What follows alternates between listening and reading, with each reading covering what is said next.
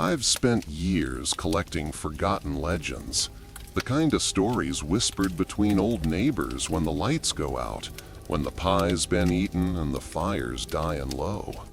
Some of them are just tales to scare kids, but others linger because they're true. And one of those comes from a small town in Illinois, where every Thanksgiving they eat the same pie.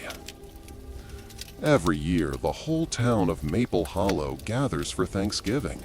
It's the kind of place where everyone knows your name, where the sheriff eats at the same diner as the kids from high school, and where the streets smell like cinnamon and roasted pumpkin.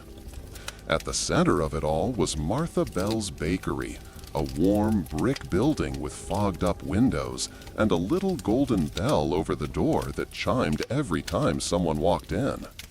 Her pumpkin pie was legendary. People drove from 3 towns away just to buy a slice. Martha said her recipe came from her grandmother, a secret that keeps the town together, she'd smile. No one ever questioned what she meant. On the night before Thanksgiving, Martha would stay late in the bakery, lights glowing through the fogged windows. Locals said they could smell the pies all the way from Main Street. Cloves, nutmeg, something earthy underneath. A few curious kids once peeked through the back window. They swore they saw her whispering over the dough, tracing strange symbols in the crust before sliding it into the oven. No one believed them, of course. Maple Hollow wasn't the kind of place where dark things happened. That year, everything started like always. Families gathered, laughter filled the air, and the pies sat in the center of every table like small golden suns. Everyone who ate Martha's pie said the same thing. It tastes like home. But that night, things began to shift. A mother didn't show up to pick up her daughter from the neighbor's house.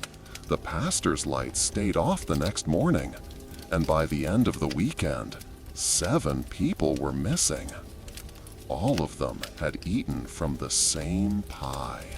When the sheriff went to question Martha, her bakery was closed. No lights, no smell of cinnamon. But in the front window, townsfolk saw something new. On the wall behind the counter hung a row of photographs. Old Polaroids of smiling customers holding slices of pie. But these weren't just random customers. They were the missing ones. And their pictures hadn't been there before. The sheriff broke the door open. The pies on the counter were still warm, but the ovens were empty. No trace of flour, no utensils, no Martha. Only one pie cooling by the window. Its crust was shaped into a perfect spiral, and in the middle, a single slice was missing. Weeks later, when the town finally searched the old bakery cellar, they found it. A room lined with shelves of glass jars, each labeled with a year. Inside, what looked like grains of sugar, but under the flashlight, they shimmered red. The oldest jar was labeled 1943, the newest 2024. And in the middle of the room stood an open cookbook, stained and brittle, with a handwritten note. One life for one perfect pie. Their warmth keeps the town alive. After that year, Maple Hollow shut down for good. The houses were sold, the streets overgrown, and the bakery boarded up. But every November, people say they can smell that same pie drifting through the empty streets. Cinnamon, nutmeg, and something metallic underneath.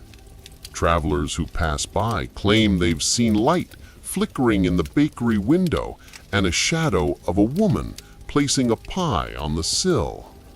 Some say If you follow the smell, you'll find a warm slice waiting for you and a photo frame with your name already written beneath it. I've heard many stories about haunted places and cursed recipes, but this one always stuck with me because every legend starts somewhere real and every pie has a price. So, if you ever find yourself in a small town that smells like pumpkin on a cold November night, don't eat the pie.